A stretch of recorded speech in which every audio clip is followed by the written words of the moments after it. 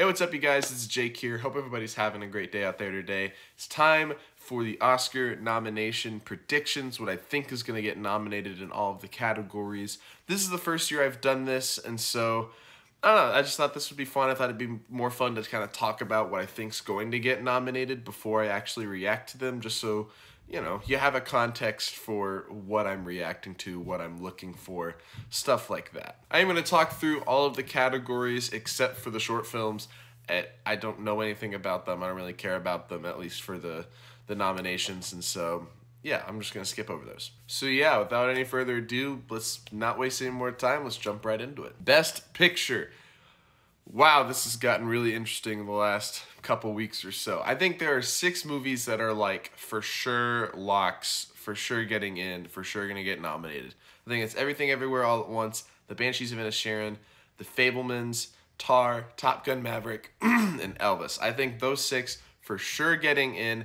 No question in my mind. If any one of those misses, I'm going to be shocked. I also think The Whale has a pretty great shot of getting in at this point. A couple weeks ago, I would have said probably not, but man, it has really had a resurgence. Brendan Fraser won the Critics' Choice, and he seems to be having a moment right now. Hong Chow has been getting in a couple places like SAG and BAFTA, and it seems to be the frontrunner in both the makeup and the adapted screenplay categories, which makes it a pretty great chance for it to get into picture. It got in at the PGA Awards. Nobody expected that to happen. It was an absolute shock, and so to me, I don't see any evidence to predict against The Whale getting into Best Picture. I think it has a great shot. I think people are seeing it. The box office is doing great for how limited its run is right now. People are seeing it. The industry seems to love it. There is a roundtable with Ke Huy Quan from Everything Everywhere All at Once, and he was gushing to Brendan Fraser about The Whale, and he was just telling him how much he loved it, how it made him like want to call everybody he loves. It's a very emotional movie, very passionate viewer base, and so I think you got a great shot of that getting in as well. And at this point, I think I'm pretty confident putting All Quiet on the Western Front in my predictions as well. The movie way overperformed at the BAFTAs, way more than anybody expected to, with 14 nominations. That was massive. Made it in the Best Film, which was only 5 nominations at the BAFTAs, and so there really seems to be a lot of passion behind that from the industry. The BAFTAs have that voter overlap with the Oscars that you're really kind of looking for, what they like, what they enjoy, and All Quiet seems to be that movie, so I think that's pretty good to get in here. And they do like to put in foreign films in the Best Picture category. Really, the only year they haven't done this in the past few years was for the movies in 2020, but another round even got in for director, and we'll talk about director in a second. But they really like to put in a foreign movie, and so I think All Quiet on the Western Front is going to be that representative here, the Best Picture lineup. For me, it's those last 2 spots that are kind of up in the air. I still think Avatar: The Way of Water is going to get in for Best Picture. It does seem to be slipping right now. James Cameron's missed a couple of really key nominations in some very key places. But I still think with how tech-heavy it is, with how much of an achievement it is, I think it's still going to get into Best Picture. And for my number 10, I have Babylon. Babylon is an anomaly to me. It seems like it could be Nightmare Alley from last year, where it is a box office flop. Nobody really sees it, but the passion for that movie seems to be strong from those who like it. Babylon does have mixed reviews, but the people that like it seem to really love it, and so I think there's a good chance it gets in here. The 2 movies that I think do have an outside shot are Triangle of Sadness and Women Talking. Triangle of Sadness, it could have an interesting package. It's looking like it's going to get original screenplay and possibly supporting actress. However, there's just not enough like Best Picture support anywhere else for me to think that is a possibility. Really, the only one that I've seen is making the BAFTA long lists, which was a group of 10, granted, but and it also made the Golden Globe comedy musical film nomination. But I'm not seeing as much evidence to predict that instead of Babylon. And then Women Talking has really slipped in the last couple of weeks. It went from maybe getting a couple of nominations here and there to getting absolutely skunked at the BAFTAs. 0 nominations, not even for screenplay, which everybody thought was like the winner and the front runner. It's been crazy, but like Ben Whishaw didn't get a BAFTA nomination. Jessie Buckley is basically done for getting an Academy Award nomination. And so at this point, there's just no way that I can predict it. Getting 0 BAFTA nominations, and again, with that Oscar voter overlap, it proves that Women Talking does not have much steam left in it. And so it's possible it could get in maybe at the last minute, but I can't predict that over anything else in this group. Best Director, I think there's 4 slots here that are an absolute lock. I think the Daniels are going to get in for Everything Everywhere All at Once, Martin McDonagh for The Banshees of Inisherin, Todd Field for Tar, and Steven Spielberg for The Fabelmans. Yes, even after the BAFTA long list snub, I'm still going with Steven Spielberg here. I mean, they nominated him for West Side Story. So, like, I feel like they gotta nominate him. He's their boy. The Fabelmans is about movies and all that. It might not be like the front runner anymore, but it's still like liked by people, I think. And it's that 5th slot that's really hard for me to tell. For me, I'm gonna go with Edward Berger.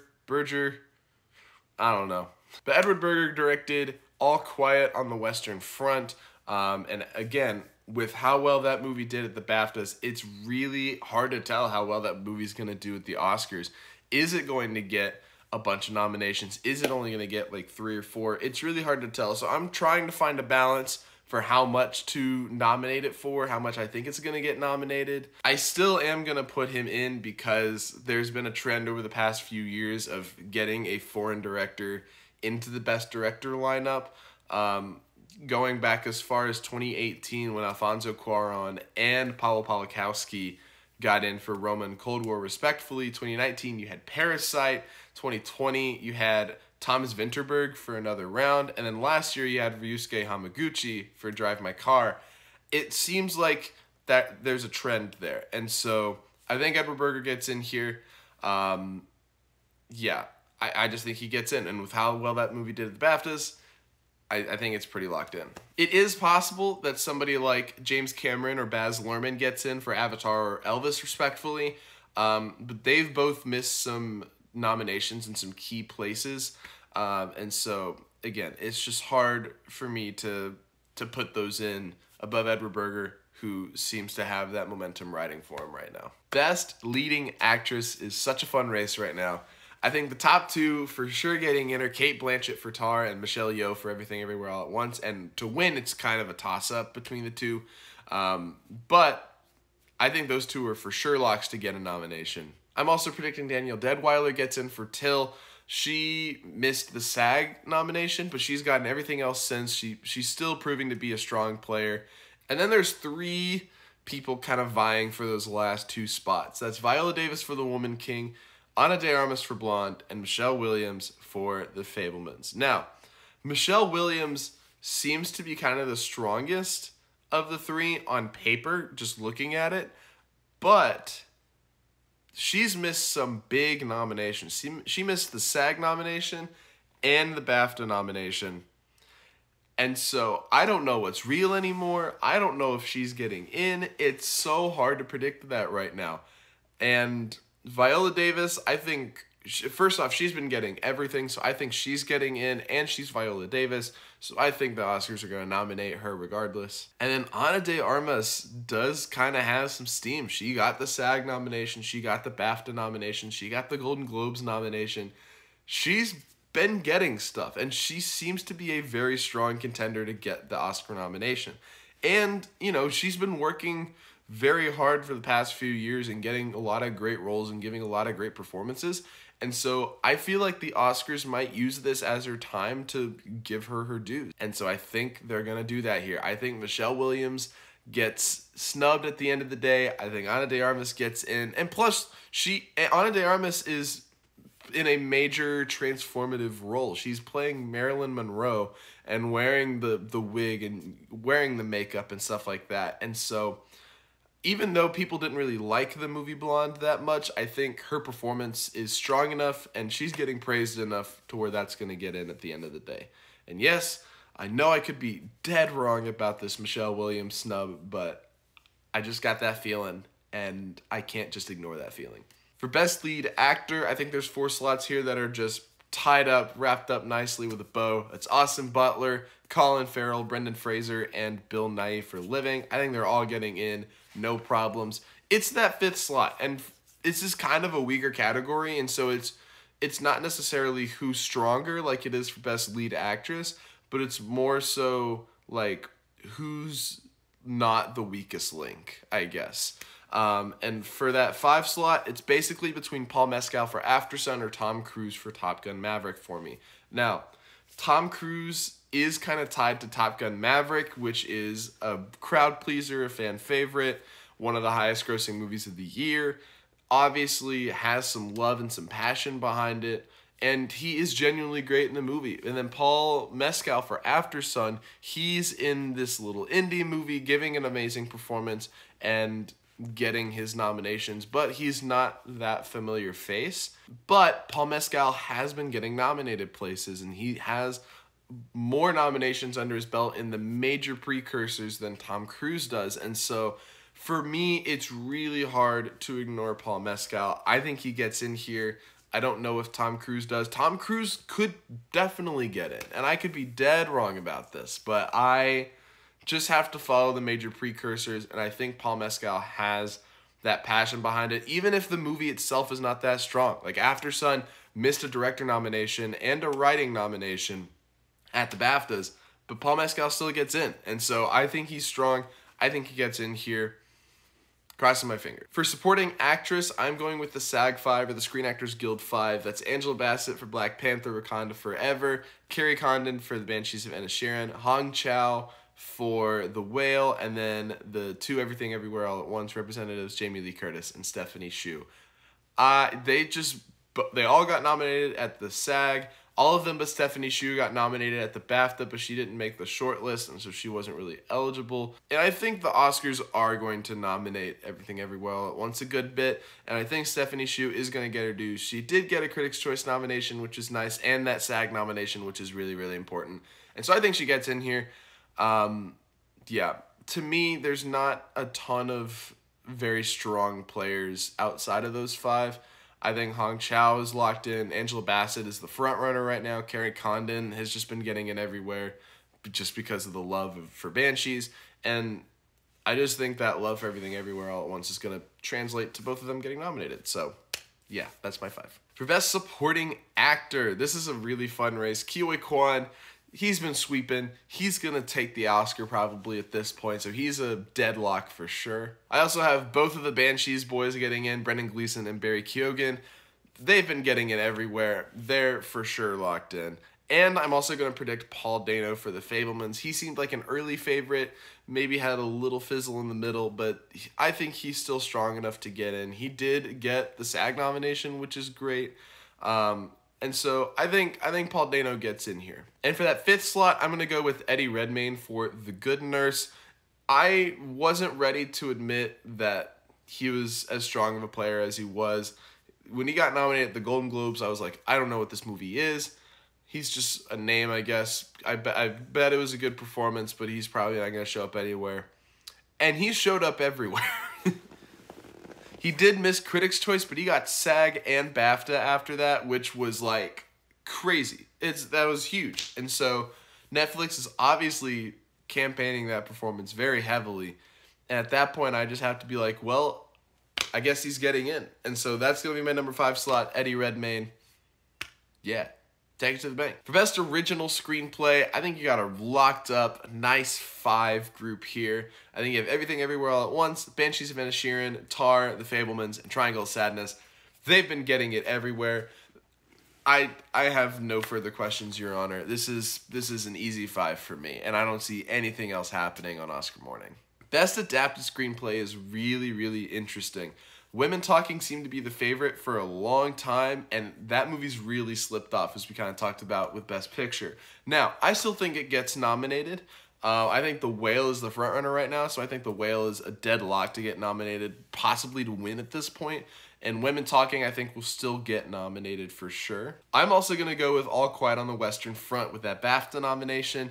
It seems like that movie's really strong in screenplay. Plus, it's based off of one of the most popular war novels of all time.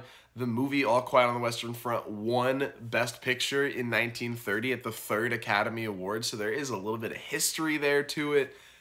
It just seems like it's gonna get in here, and I don't really see anything else happening with this movie. I don't think it gets snubbed. And then for those last 2 spots, I think there's 4 movies trying to get in here. For what I am going to predict, I'm going to predict Living and She Said, both pretty strong screenplay contenders, both getting in at the BAFTAs, and so I think there's a lot of strength there. Glass Onion is number 2 on Gold Derby, which, quite frankly, I don't understand. I don't think that movie is going to get in for screenplay. I just think the movie's weak. It had its kind of moment with Janelle Monáe and getting a screenplay nomination, but it's not happening anymore, I don't think. That movie's kind of done. And I think the general consensus with Glass Onion is that people just think it's not as good as the first one, which I would have to disagree. I love it. But I just don't think it's as strong of a player anymore, and I don't think it's going to get nominated, especially over something like Top Gun, which is still kind of vying for a screenplay spot. Now, it's not a strong screenplay movie. I don't know if it has the best shot, but I think Top Gun does kind of have an outside shot to possibly jump in here for something like She Said or Living or something like that. But I'm still going to stick with She Said and Living on top of All Quiet and The Whale and Women Talking. So that's what I got. We'll see what happens. I could be dead wrong about Glass Onion, but I don't know between Living and She Said which one I would take out to put in Glass Onion, and so I'm going to predict the Glass Onion snub because I have more confidence in that than I do taking out one or the other of those 2. For Best Cinematography, man, this race has gotten interesting in the last few weeks. I think your 3 frontrunners right now are Top Gun Maverick, All Quiet on the Western Front, and Avatar: The Way of Water. I think those 3 are for sure getting in. They've been doing great. And then you've got a handful of movies that have been doing either better than expected or not as good as expected. I think The Fabelmans has not been doing as good as expected, and I think that movie's going to miss. I think Empire of Light is the next movie here. It's Roger Deakins. He's been doing great. He did get a BAFTA nomination, and so I think Roger Deakins is going to get nominated here. And then for the 6th slot for me, I am between The Batman and Elvis and Babylon. Babylon has been missing the cinematography nominations in a few different places, which sucks because that's some of my favorite cinematography of the year. So I don't think Babylon's getting in. Elvis has been surprisingly doing well in a lot of different places. It got the BAFTA, it got the ASC, which is the American Society of Cinematographers.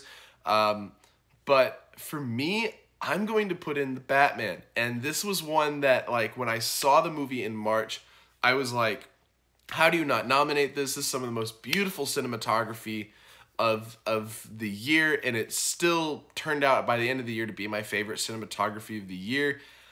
I'm just like, how do you not nominate this? And with it being Greg Fraser, who just came off of a win for Dune, I think he's strong. I think Batman getting an ASC and a BAFTA nomination is huge for it, and so I think The Batman's going to get in. I'm really excited that it's going to because I love that movie, and I want that movie to get nominated, and so I'm going to predict Batman for that last slot. We'll see what happens. We could fall short, but I can't wait. I'm really hoping The Batman pulls through. Hi, so I'm editing this video. Didn't do editing for some reason, so let's fix that. The biggest thing to know with editing is that it correlates really well with the sound award, or at least with like what's winning, but you'll see that in the nominations as well. So I think your front runner right now is Top Gun Maverick. Again, just pairs very well with the sound. If you go back the last some odd years, you'll find a lot of the time that editing and sound winners pair up really, really well. Even Sound of Metal, which isn't this like super technically edited movie, but had really great sound design and really used sound well, that won editing at the Oscars. And so Top Gun Maverick, I think, is your front runner. I'm also going to predict Everything Everywhere All at Once and Elvis to get in as well. Those movies both have very flashy editing, very fun, lively, energetic editing. So I'm going to predict those as well. I'm also predicting The Banshees of Inisherin. It doesn't seem like an editing movie, but that movie does have a lot of industry respect. It is one of the front runners right now to win Best Picture, and so obviously there's some passion behind it. And it has been getting nominated, and so I can't deny that that's what's been happening. And for that fifth slot, it's either between Avatar or All Quiet on the Western Front. I'm going to stick with Avatar. I don't want to read too much into All Quiet on the Western Front and how well that movie did at the BAFTAs, but that very well could get nominated. Both movies are very well done technically, and so it's hard to pick between the two for me, but I'm going to go with Avatar. That's what I got. Next up for costume design, I think Black Panther Wakanda Forever is the front runner here. The first one won Best Costumes at the Oscars, and there's a shot that the second one also wins Best Costumes at the Oscars. So I think this movie's pretty locked up. I also see Elvis getting nominated. Elvis wore a lot of flashy costumes and outfits, and so I think that's going to get in. And then for the last three spots, I have Babylon, The Woman King, and Miss Harris Goes to Paris. I don't really know anything about Miss Harris Goes to Paris. I just know it's a British movie, got the the BAFTA nominations. And it seems like a nice costume movie, and it's pretty popular in Gold Derby, and everybody else seems to be predicting it, so I'm gonna go with it, even though I don't know anything about it. Best makeup and hairstyling. This is a fun one. I think there's 4 movies here that for sure have this locked up. I think it's gonna be Elvis, Batman, The Whale, and Black Panther. I think you got a nice 4 there getting nominated, and then that 5 slot is a little bit interesting. I would love to see Babylon get in. I really loved the makeup and hair in Babylon. I think it really just adds to the 1930s aesthetic for the whole movie. I think if any movie gets in instead of Babylon, it's going to be All Quiet on the Western Front, which again, got that BAFTA nomination. It's a really strong movie, but I think Babylon is probably going to get it. I don't know. I can't decide. I'm going to stick with Babylon. I could definitely see All Quiet on the Western Front getting in instead of it, though. For production design, I think Babylon's front runner here. I think Babylon's for sure going to get in. I'm also going to predict Avatar and Elvis for production design as well. Avatar's had a lot of production design talk for it. Even when it's getting snubbed places, people are talking about it, and people are like, where is Avatar? There's a lot of passion behind the production design for Avatar. And then for my final 2 slots, I think All Quiet on the Western Front and The Fabelmans are going to get in. I think The Fabelmans does get in here. That one has surprisingly done well in the best production design. It's doing better than expected in that category. And I don't think it's going to win by any means, but it has been getting those nominations, which has been a little weird. And so I have to predict it. And then I'm going to just stick with All Quiet on the Western Front because of how well that movie's doing. I think if there's any movie that could get in for one of these, I think it's going to be Black Panther. But the first Black Panther got snubbed for Best Production Design at the Oscars because a lot of it is visual effects. And so I don't think Black Panther gets in here. For Best Score, I've had this 5 stay the same pretty much the entire awards season. And I think this is what's going to happen at the Oscars. I'm going with Babylon, Fabelmans, Women Talking, Banshees of Inisherin, and Pinocchio. I think this is a really easy, really nice 5 to go with. And I just don't know what's on the outside here. Maybe Black Panther, possibly. I don't think so. I don't think Black Panther's strong enough to get in. To me, this is just a really easy 5 lineup, and I don't see anything else happening. For Best Original Song, I think this is also a pretty locked-in 5. I think you've got Natu Natu as your frontrunner, and I just watched RRR a week and a half ago or so, and I love that song. It is an absolute banger. I hope it wins everything. I hope it goes all the way, man. That movie, that song is so good. And then I think the next three are pretty solid as well. I think you got Hold My Hand from Top Gun, Lift Me Up from Black Panther, and Ciao Papa from Pinocchio. For that 5 slot, it's basically between Applause from Tell It Like a Woman, which is Diane Warren. She's been nominated like 15 times, and so she has all these nominations, or whether Carolina from Where the Crawdads Sing by Taylor Swift. But I think it's going to be Diane Warren. Again, it's the power of Diane Warren. We saw it happen many times in the past couple of years. It doesn't matter what movie it is. It doesn't matter if you've heard of the movie or not. Her song's getting nominated. Diane Warren just has that power. And who knows if she's ever going to win an Oscar. But, you know, she's going to get nominated, that's for sure. For Best Sound, this is a really interesting race. I have 4 that I feel very confident in. I have Top Gun as the front runner, All Quiet on the Western Front, Avatar, and Elvis all getting in. Elvis just is like that concert movie, that music movie, usually gets a sound nomination. And then Avatar and All Quiet just being like big action-y or war type movies. They are sound movies. For the 5 slot, Everything Everywhere could get in here, but it's missed a couple of key nominations, and I don't know if Everything Everywhere is going to get like over-nominated like something like Power of the Dog did, because Power of the Dog last year was such a clear frontrunner that it kind of opened the gateway for it to be over-nominated. But, like, I don't think Everything Everywhere has that same draw, and there's a really great race at Best Picture right now between that and Banshees of Inisherin.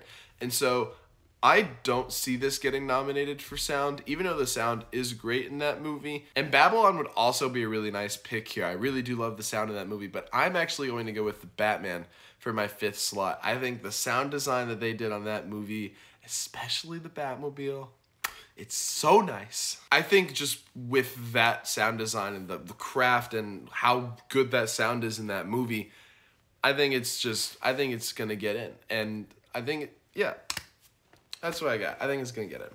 Best Visual Effects. This is always a fun one. It's always fun trying to figure out what's going to get nominated. I'm actually going to go 0 Marvel movies for the Oscar. Yeah, I know. Shocking, right?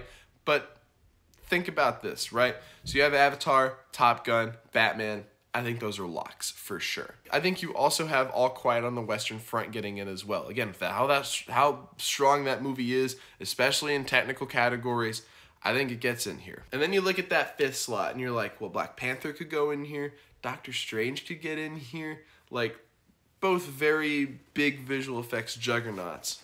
However, the trend with the Oscars is they like to nominate movies that they think use the visual effects to the best of their ability. But my pick for that 5th slot is actually going to be a movie called 13 Lives. Now, I would not have picked this a week ago. I would not have picked this 2 days ago. But I watched that dadgum visual effects reel, and it is insane how good those visual effects are in that movie. Literally, I had no idea where the visual effects were. I had no idea what the movie was. I still haven't watched the movie, but I watched the visual effects reel, and like, it was like, man, not only are like the visual effects seamless, but it's everywhere, and it's constantly in the movie, and it's so impressive.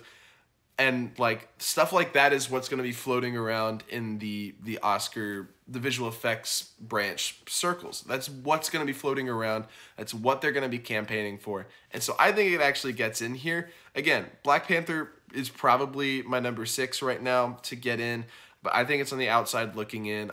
Visual Effects Society completely shut out Marvel, and the BAFTAs did the same thing. They just completely shut out Marvel, and so I think that's what's going to happen here. I think you're going to see a repeat of that at the Oscars. We'll see.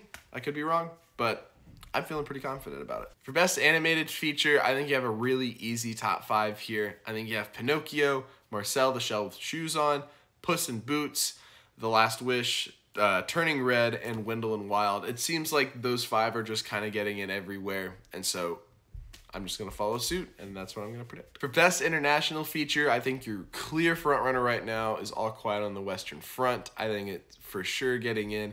I also think Decision to Leave, Close, and Argentina 1985 are also all going to get in because they've kind of been getting stuff everywhere. Argentina 1985 even winning at the Golden Globes in a massive surprise. And for my number 5 slot, I'm going to go with The Quiet Girl. It just got nominated at the BAFTA.